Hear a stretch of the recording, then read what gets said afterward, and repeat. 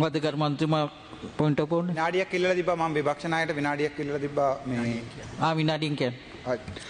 Sir මම මේ වෙලාවට අපේ මිනිස්ටර් ෆිෂරි මිනිස්ටර්ට අහන්න කැමතියි මම හෙටින් ඉවර කරන්නම්. මේක මේජර් ඉන්වෙස්ට්මන්ට් ප්‍රොජෙක්ට් කියලා මම දෙවෙනි සැරේ මේක අහන්නේ.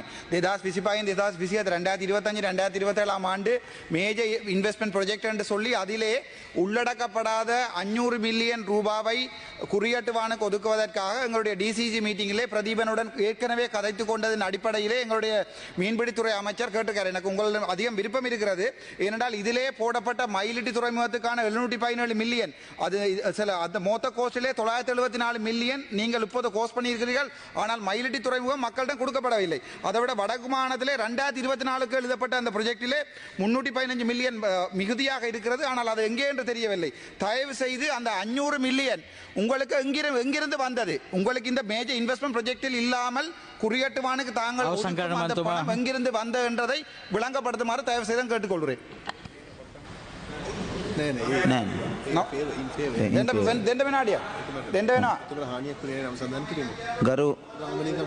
ගරු රාමලිංගම් චන්ද්‍රසේකර ඇමතුමා ඔබතුමාට විනාඩි 16ක කාලයක් තියෙනවා. ගරු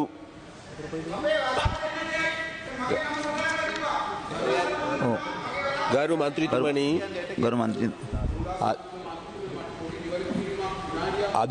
අද උදේ සිට මේ දක්වා පැවැත්වෙන මන්ත්‍රීතුමා දීවර අමාත්‍යාංශයේ මන්ත්‍රීතුමනි අපේ ගරු මන්ත්‍රීතුමා ප්‍රකාශ කරා ඉතාම නිර්දය විවේචනයක් කරා ගරු කතානායකතුමාට එතුමා අපිත් එක්ක දිස්ත්‍රික්කයේ ඉතාමත්ම හොඳ මැතිවරණ ව්‍යාපාරයක් කරලා දෙවැනි තැනට මනාප අරගෙන ආවේ. ඒ නිසා පොල් කොම්බ විදියට ගහගෙන ආවේ ඒගොල්ලෝ තමයි ගරු ඇමතුමා කතාව කරගෙන යන්න.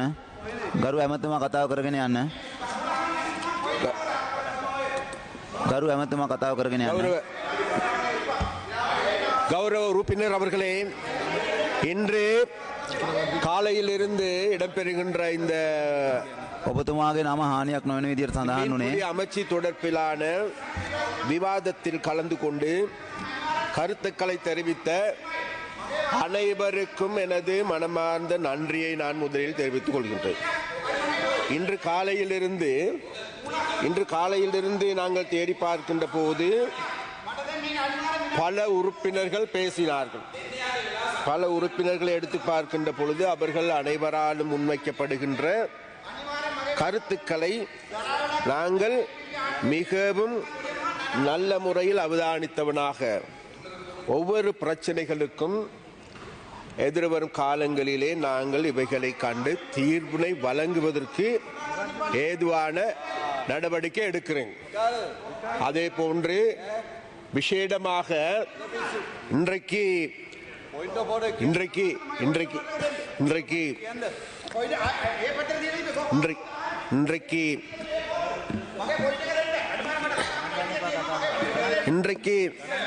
விசேடமாக இன்றைக்கு இந்த காலையிலிருந்து இடம்பெற்ற இந்த விவாதத்தின் பொழுது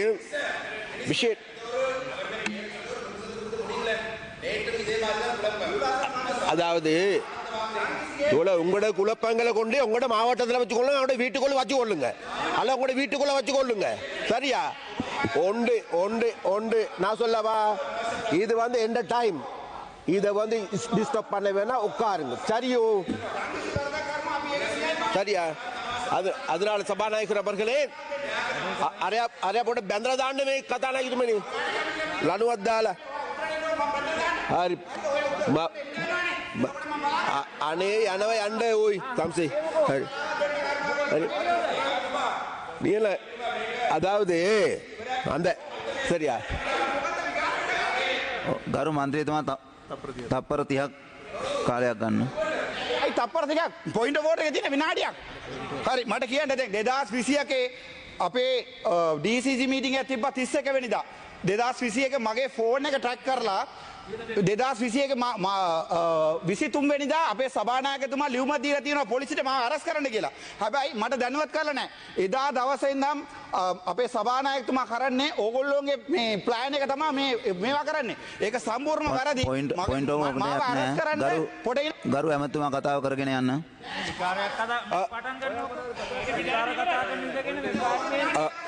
கௌரவ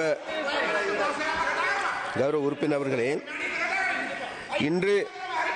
இன்று காலையிலிருந்தே இடம்பெற்ற இந்த விவாதம் நல்ல முறையில் இடம்பெற்று சொல்கின்றது.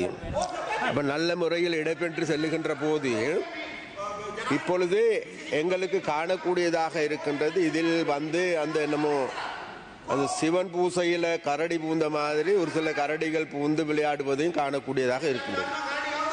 அப்ப அதனால வேண்டி விசேடமாக நாங்கள் ஒரு விடயத்தை சொல்ல வேண்டும் என்று கேட்டால், இன்றைக்கு காலையிலிருந்து இடம்பெற்ற விசேடமாக கௌரவ ஜிஜி பொன்னம்பலத்தை எடுத்துக்கொண்டாலும் சரி, அவர்கள் இந்த அமைச்சு சுடற்பிலாக உரையாடுகின்ற போது நல்ல யோசனைகள் முன்வைத்தார்கள்.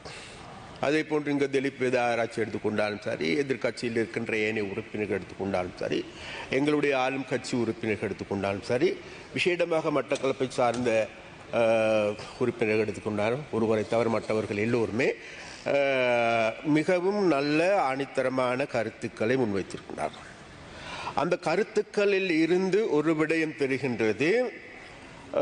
கடைசியாக பேசிய எங்களுக்கு எல்லோருக்கும் ஆக்டர் அப்புவாமி என்கின்ற ஒரு எம்பி பேசினார்.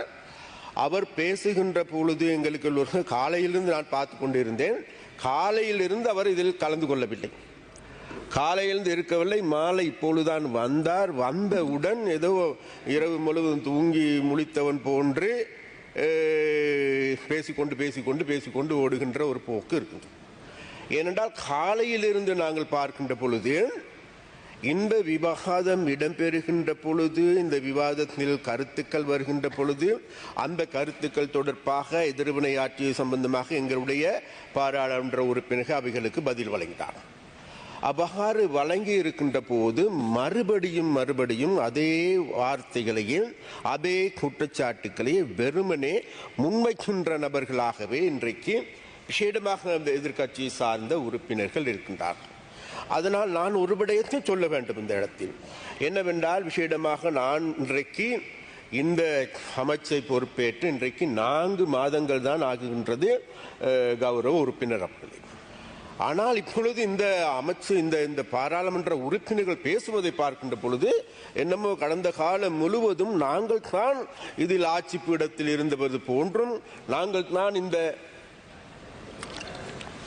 இந்த மீன்பிடி அமைச்சை செய்தது போன்றும் இவர்களால் எங்கள் மீது குற்றச்சாட்டுகள் முன்வைக்கப்படும். அதனால் அது தொடர்பாக நான் அலட்டிக் கொள்ளப் போவதில்லை. என்ன ஒரு கதையும் சொல்வேன்னா, தூற்றார் தூற்றட்டும் போற்றுவோர் போற்றட்டும், நான் செல்லும் வழி நேர்வழியாகட்டும் என்ற சித்தாந்தத்தின் அடிப்படையில் எனக்கு நம்பிக்கை இருக்கின்றது. இவர்கள் என்ன கேடு கட்டு என்னத்தை சத்தம் போட்டாலும் கூட, விசேடமாக இன்றைக்கு மீனவர்களுடைய பிரச்சனை சம்பந்தமாக, கடற்தொழிலாளர்களுடைய பிரச்சனை சம்பந்தமாக, அது வடக்கா கிழக்கா தெற்கா என்றல்ல, அதாவது மீனவர்கள் 15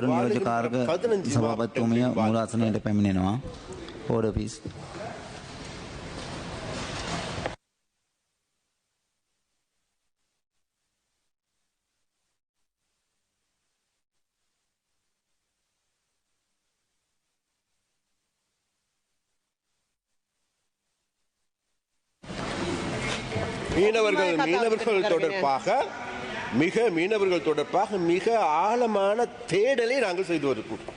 கடந்த 4 மாதங்களாக இங்கு இருக்கின்ற உறுப்பினர்கள் ஒரு விடயத்தை தெரிந்து கொள்ள வேண்டும்.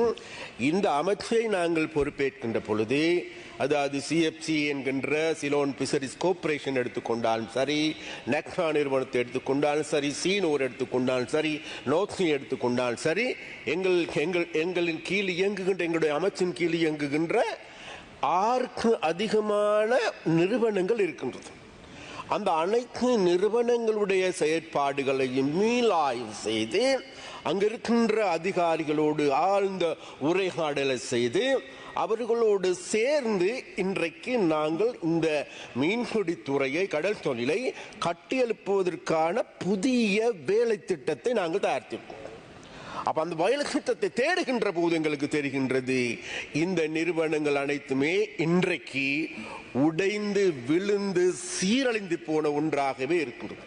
நாங்கள் சொல்லுகின்றோம் இலங்கையை சுற்றி 200 மைல் கடல், விசாலமான கடல் இருக்கின்றது, கடலில் மீன்கள் இருக்கின்றது, ஆனால் எங்களுக்கு சாப்பிடுவதற்கு மீன் இல்லை என்கின்ற குற்றச்சாட்டை நாங்கள் ஒவ்வொரு நாளும் சொல்லிக் கொண்டு வருகின்ற ஒரு விடயம் இருக்கின்றது.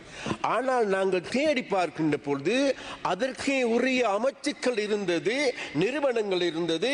அந்த நிறுவனங்கள் ஊடாக இந்த செயற்பாடுகளை நல்ல முறையில் இது நாள் வரைக்கும் இருந்தவர்கள் முன்னெடுத்தார்களா என்று தேடி பார்க்கின்ற பொழுது மிகவும் கவலையாக இருக்கின்றது.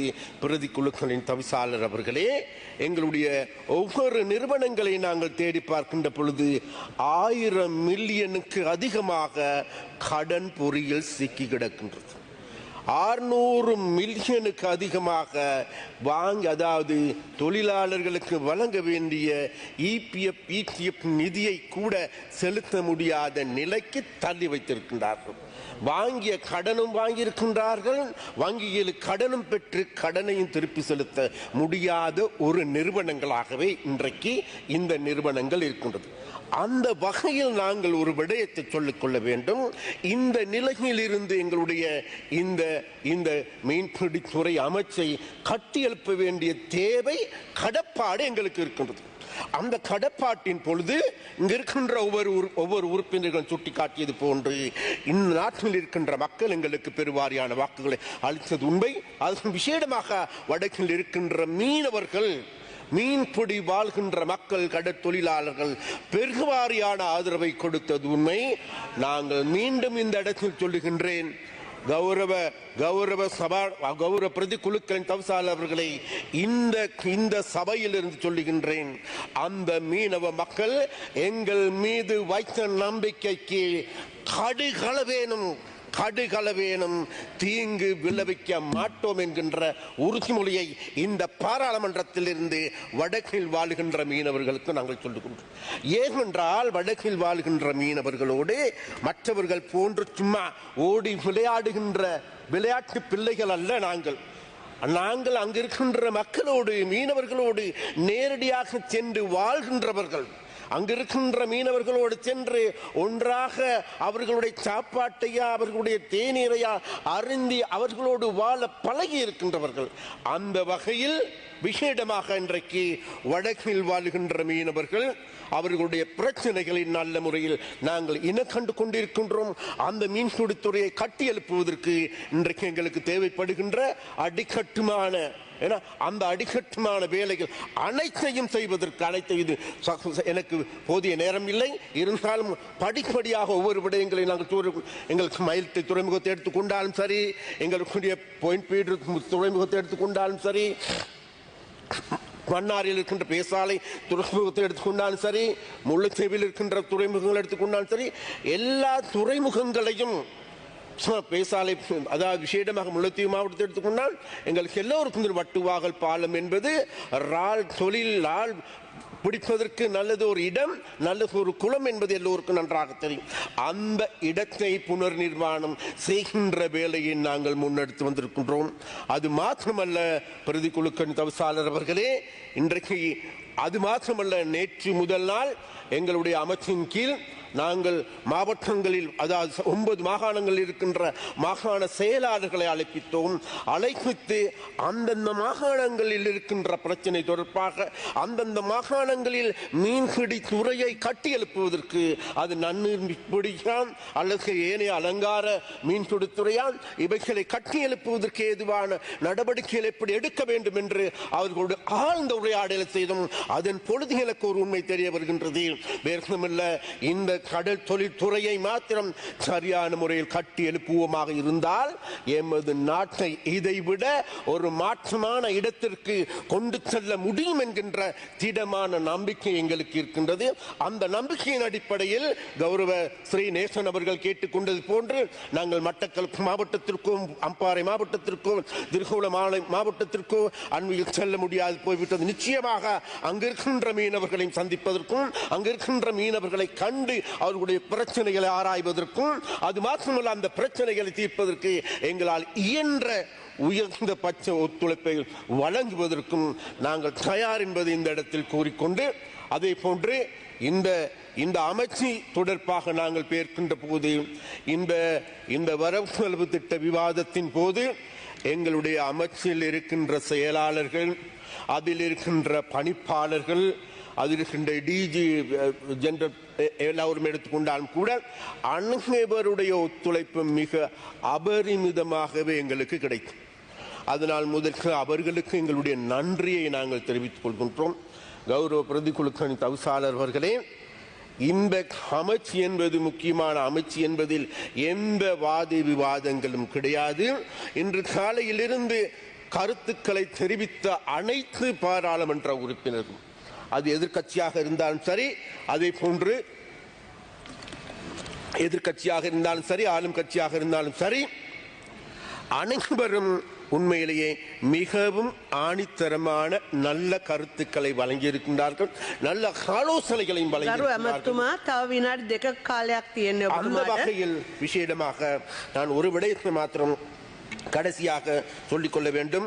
விசேடமாக இன்றைக்கு இந்த இதுகளை நாங்கள் பற்றி பேசுகின்ற போது ஒரு சில இவர்கள் சொன்னார்கள், அதாவது இன்றைக்கு நாங்கள் நிதி ஒதுக்கீடு செய்கின்ற பொழுது எரிபொருளுக்கான நிதி கிடைக்கவில்லை, படகுகளுக்கு கிடைக்கவில்லை. அதில் முற்றிலும் பொய்யான தகவல். எங்களுடைய அறிக்கையின்படி கடந்த காலங்களில் மாத்திரம் நாங்கள் அதாவது 31,143 படகுகள், பல்லின படகுகள் பதிவாகி இருக்கின்றது. அதில் அவைகளுக்கு நாங்கள் தேடி பார்க்கின்ற பொழுது அதாவது 8 மில்லியனுக்கு அதிகமான ரூபாய் நாங்கள் அதாவது மானியமாக வழங்கியிருக்கின்றோம். அப்போ அது மேலும் மானியம் வழங்குவதற்கு நாங்கள் தயாராக இருக்கின்றோம். மானியம் வழங்குகின்ற பொழுது ஒரு பிரச்சனை இருக்கின்றது. அதாவது மானியம் வழங்குகின்ற போது அந்த மானியங்களை பெற்றுக்கொள்வது மாத்திரமல்ல, அவர்கள் மாதாந்தம் புதுப்பிக்க வேண்டிய தேவை இருக்கின்றது. அந்த புதுப்பிக்காததன் காரணமாக இன்றைக்கு பல்வேறு தடைகள் ஏற்பட்டிருக்கிறது தெரிகின்றது. அது மாத்திரமல்ல, இந்த கணக்கு வழக்கு வங்கிகளூடாகவே இடம்பெறுகின்றது. நாங்கள் வங்கிகளுக்குத்தான் எங்களுடைய பணத்தை அனுப்பி வைக்கின்றோம்.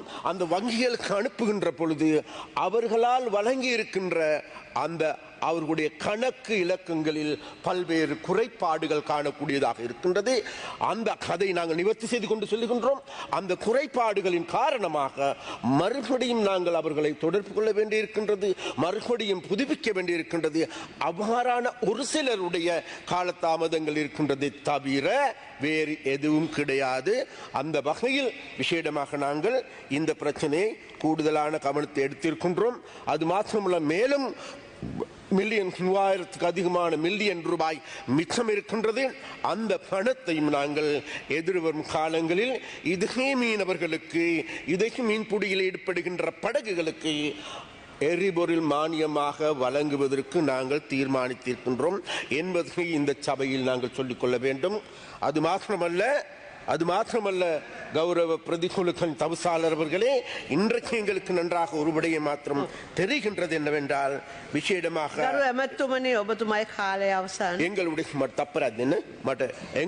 எங்களுடைய விசேடமாக நாங்கள் ஒரு விடயத்தை கடைசியாக சொல்லிக்கொள்ள வேண்டும். இந்த அமைச்சில் விசேடமாக இந்த நடவடிக்கைகளை முன்னெடுப்பதற்கு எங்களுடைய செயலாளர், அதே போன்று எங்களுடைய பணிப்பாளர்கள், எங்களுடைய இயக்குநர்கள் அனைவருடைய ஒத்துழைப்பு விசேடமாக எங்களுடைய ஊழியர்களுடைய ஒத்துழைப்பு அபரிமிதமாக கிடைத்தது. அதனால் அவர்களுக்கும் எங்களுடைய மனமார்ந்த நன்றியை நாங்கள் தெரிவித்துக் கொள்கின்றோம். அதே போன்று எங்களுடைய பிரதி அமைச்சர் இது தொடர்பாக இரவு பகலாக செயற்பட்டு இருக்கின்றார் என்பது இந்த இடத்தில் சுட்டிக் கொண்டு விசேடமாக எங்களுடைய உறுப்பினர்கள் அனைவரும் ஒன்று சேர்ந்து விசேடமாக இன்றைக்கு இருக்கின்ற இந்த 2 அமைச்சுக்கள் பேசப்பட்ட போதிலும் கூட நாங்கள் எங்களுடைய அமைச்சு என்பது நாங்கள் எல்லோரும் ஒன்று சேர்ந்து இருக்கின்ற அமைச்சு. அதே போன்று கடைசியாக ஒரே ஒரு வார்த்தை எங்களுடைய கலப்பத்தி தோழர் அவர்களை பற்றி எம்பியை பற்றி பலர் எங்கள் இடத்துல குற்றச்சாட்டுகளும் முன்வைத்தார். நான் ஒரு விடயத்தை சொல்லுகின்றோம். கலப்பத்தி என்பவர் கலப்பத்தி කියලාකියන්නේ අපි අයියා කෙනෙක්වත් එම නිසා එයාට අපි ආදරේ එයා අපිත් එක්ක එකතු වෙලා ඉන්නේ එයා අපිත් එක්ක වැඩ කරන්නේ අනිත් එක ඒ නිසා මේ කවුරුහරි හිතනවනම් ගලපත්ති අයියා කොටලා මේ ප්‍රශ්න වෙනස් කරන්න පුළුවන්. ඒ වන වෙන්නේ නැහැ. ගලපත්ති කියන්නේ ගලක් වගේ මිනිස්සු. ඒ නිසා අපි එයාට හැමදාම ආදරේ. එයා හැමදාම අපිට මඟ පෙන්වන නායකයෙක් කියලා කියා ගන්න ඕන. ඒ නිසා බොහොම ස්තුතියි කියලා. ගරු උපංශෝධන සහිතව කාරක සභාව එකඟද? දීවර ජලජ හා සාගර සම්පත් අමාත්‍යාංශය ශීර්ෂ 151 සංශෝධන ඉදිරිපත් කිරීමට ගරු අමාත්‍යතුමා. கௌரவ பிரதிக்குழுக்கள் தவிசாளர் அவர்களே, கடல் தொழில் நீரியல் வளங்கள் மற்றும் கடல் வளங்கள் அமைச்சு கௌரவ தவிசாளர் அவர்களே, ஒதுக்கீட்டு சட்டமூலத்தின் பக்கம் 29 வரியை நீக்கிவிட்டு அதற்கு பதிலாக பின்வருவன பதிலீடு செய்ய வேண்டும். மூலதனம் 5,427,000,000 ரூபாய். தலைப்பு 151 கடற்தொழில் நீரியல் வளங்கள் மற்றும் கடல் வளங்கள் அமைச்சு.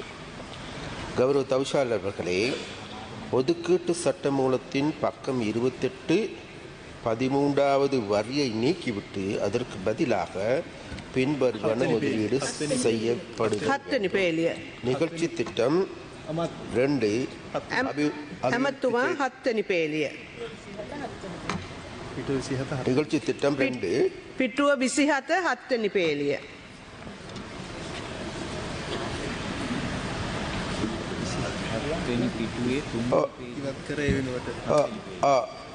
அபிவிருத்தி செயற்பாடுகள் 1,627,000,000 ரூபாய், 5,198,000,000 ரூபாய். இத்திருத்தத்தின் நோக்கம் யாதெனில் செலவின தலைப்பு இலக்க 51க்கு வரவு செலவு திட்ட முன்மொழிவு இலக்கம் 47 செயற்படுத்துவதற்கு ஒதுக்கீடு செய்யப்பட்ட 200 மில்லியன் ரூபாய் இது இணை மூலதன நிதி ஏற்பாட்டில் அதிகரித்தலாகும்.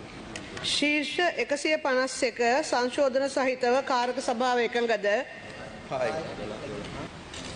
ගරු රාමනාදන් அர்ஜுனா மந்திரித்துமா ஒபத்துமாடு வினாடி 3ක් කාලයක් ලැබෙනවා. மாலை வணக்கம். எங்களுடைய பாராளுமன்ற உறுப்பினர் கௌரவ ராஜீவன் அவர்கள் கொண்ட இந்த பிரேரணை என்னவென்றால், யானை தன் தலையிலே மண்ணள்ளி கொட்டி கொள்ளுமாம் அந்த வகையான ஒரு சிறுபிதனமான பிரேரணை. என்னென்றால், அரசாங்கம் உங்களிடம் இருக்கிறது, அரசாங்கத்திலே மக்களை பாதுகாப்போம் என்ற அடிப்படையில் தான் அரசாங்கத்தை எடுத்துக்கொண்டு நீங்களே ஒரு பாதுகாப்பு பிரேரணையை கொண்டு வந்து வடக்கு கிழக்கில் போதை இருக்கிறது என்று சொல்றது மிகவும் கேவலமானது. நான் இந்த ஒரு சில விடயங்களை சொல்ல வேணும். யாழ்ப்பாணத்திலே வசந்தம் பாமசி என்ற பாமசியிலே 1500 பிரியாவலின் ட்ரக் 2021ஆம் ஆண்டு 22ஆம் ஆண்டுகளில் கடத்தப்பட்டு வவுனியாவில் சிறு குழந்தைகளுக்கு விற்கப்பட்ட போது அந்த வழக்குகள் இழுத்தடிக்கு மூடிப்பட்டது. கேதீஸ்வரன் எனப்படுகின்ற வைத்தியரால் அந்த வழக்குகள் மூடப்பட்டது. ஆனால் அது சம்பந்தமாக உங்கள் அமைச்சர் இல்லை, உங்களுக்கு இல்லை, எல்லாருக்கும் தெரியும். நீங்கள் அது சம்பந்தமான நடவடிக்கை எடுப்பதற்கு தயாராகவில்லை. இன்னொரு முக்கியமான விடயம், யாழ்ப்பாணத்தை பொறுத்த வரைக்கும் உங்களுக்கே தெரியும், ஒரு நாட்டின் நீதிமன்றம் சுயமாக இயங்காவிடில் அந்த நாட்டிலே நீதி நியாயம் ஒருபோதுமே நிலைநாட்டப்படாது. ஆனால் என்ன நடக்கின்றால், எங்களுடைய கடவுள் என்று வர்ணித்துக் கொண்டிருக்கிற வடக்கின் கடவுள் என்று வர்ணித்துக் கொண்டிருக்கின்ற நீதிபதிகளுக்கே நீதிபதியான இளஞ்செழியன் ஐயா அவர்களை அவருடைய மேலுயர்ச்சியை தடுக்காமல் உங்களுடைய என்பிபி அரசாங்கம் திட்டமிட்ட ரீதியில் தமிழன் என்ற காரணத்துக்காக அவருடைய பதவியோரை வழங்காமல் அவரை வீட்டுக்கு அனுப்பியிருக்கிறது. அப்படியான கேவலமான வேலை செய்கின்ற அரசாங்கத்தில் பங்கு வகிக்கின்ற பாராளுமன்ற உறுப்பினர் நீங்கள் வடக்கு கிழக்கில் எவ்வாறு போதைகளை குறைக்கலாம் என்று ஒரு பிரேரணையை கொண்டு வருவோம் என்றது கேவலமான செயல். அது தவிர வடக்கு கிழக்கு நீதிமன்ற கட்டமைப்பை எடுத்து பாருங்கள். வடக்கிலே மன்னார் நீதிமன்றத்திலே வெளியிலே வைத்து சுட்டிருக்கிறார்கள் ஒருவரை. அவற்றையெல்லாம் செய்வது யார்? அவற்றையெல்லாம் அதில் பிடிபட்டு அந்த குற்றவாளி ஒரு உறுப்பினர், அதாவது சிஐடியினோட உறுப்பினர்.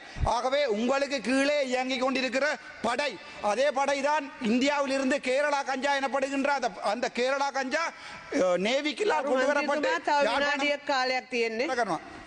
ஜாழ்ப்பாணம் கொண்டு வரப்படுகிறது. அதை தவிர ஜாழ்ப்பாணத்தில் உங்களுக்கு தெரியும் ஒரு ஜிஏ ஒரு ஆள் இருக்கிறார், ஜிஏ பிரதீபன் என்று ஊழல் ஒழிப்பு வன்னியானி என்று தெளிவாக அவருடைய மகனை பற்றியெல்லாம் போட்டுக் கொண்டிருக்கிறார்கள். ஆனால் இப்போது டீல் அடிக்கிறார் என்கிற அமைச்சர் சந்திரசேகர் ஜிஏயோட. அது சம்பந்தமாக நாங்கள் ஆறுதலாக கதை போல் நேரம் கிடைக்கும் போது. அது தவிர வல்வெட்டு துறையிலே பெரிய வாழ்வெட்டு குழு ஒன்றை, அந்த வாழ்வெட்டு குழு ஒரு வீடுகள் எல்லாம் போய் போட்டு எல்லாத்தையுமே பெட்ரோல் போட்டு எரிப்பேன் சொன்ன வாழ்வெட்டு குழுவை அந்த வல்வெட்டு துறையிலே எங்களுடைய அமைச்சர் தன்னுடைய பிராந்திய இணைப்பாளராக என்பிபிக்கு கொடுத்திருக்கிறார். இது என்ன மாதிரி இருக்கின்றால் நாங்களே எல்லாவற்றையும் எரிப்போம், ஆனால் தெரியாதது என்பது போல நாங்களே ஒரு பிரேரணையை கொண்டு வருவோம். நீங்கள் ஒரு ஆசிரியர், எங்களுக்கு மிகவும் கேவலமான என்றால் இப்போது வடக்கு கிழக்கிலே இந்த மருந்து மாத்திரைகள் உங்களுக்கு கூடத்தான் கொண்டு வரப்படுகின்றன. உங்களுக்கு அதுக்குரிய பணம் வழங்கப்படுகின்றது எங்களுக்கு தெளிவாக தெரியும். நான் அதை வெளியிலே வந்து சொல்ல தயார், திருப்பியும் நான் சிறைக்கு செல்றதுக்கு தயார். நன்றி, வணக்கம். ගරු රාමලිංගම් මන්ත්‍රී கௌரவ பிரதிகுழுக்கள் சவிசால் அவர்களே, ஒரு கதை ஒன்று இருக்குது. ஒரு அந்த நாய்க்கு வந்து நாய் இருக்குது. நாய் வந்து இந்த வாந்தி எடுத்து போட்டு மீண்டும் சாப்பிடுமா. சாப்பிட்ட பிறகு அதை மீண்டும் மீண்டும் சாப்பிடுமா. அதனால அந்த மாதிரி நாய்களுக்கு அதாவது நோய் ஒன்று இருக்கு. அந்த நோய்க்கு மருந்து இல்லையா. அப்படியாப்பட்ட மருந்து இல்லாத ஒரு இது இருக்கு. அதுகளுக்கு மருந்து தேடி கொடுறதுக்கான ஏற்பாடு செய்யணும். ගරු ශ්‍රීනේෂන් මන්ත්‍රීතුමා ඔබතුමාට විනාඩි 3ක් කාලයක් ලැබෙනවා. පොයින්ට් ඔෆ් ඕඩර් නැහැ. ගරු ශ්‍රීනේෂන් මන්ත්‍රීතුමා ඔබතුමා කතාව කරන්න. විනාඩි 3ක් තියෙනවා. කරුණාකරලා ඔබතුමා ඉඳ ගන්න. ගරු මන්ත්‍රීතුමා ඉඳ ගන්න. කරුණාකරලා ගරු මන්ත්‍රීතුමා ඉඳ ගන්න. ඔබතුමා කතාව කරන්න. ඔබතුමාගේ නම කියවුන්නේ නැහැ. ඔබතුමා ඉඳ ගන්න. ගරු ශ්‍රීනේෂන් මන්ත්‍රීතුමා ඔබතුමාගේ කතාව කරන්න. கௌரவ உறுப்பினர் அவர்களே, ඔබතුමාගේ කතාව කරන්න. இன்றைய தினம்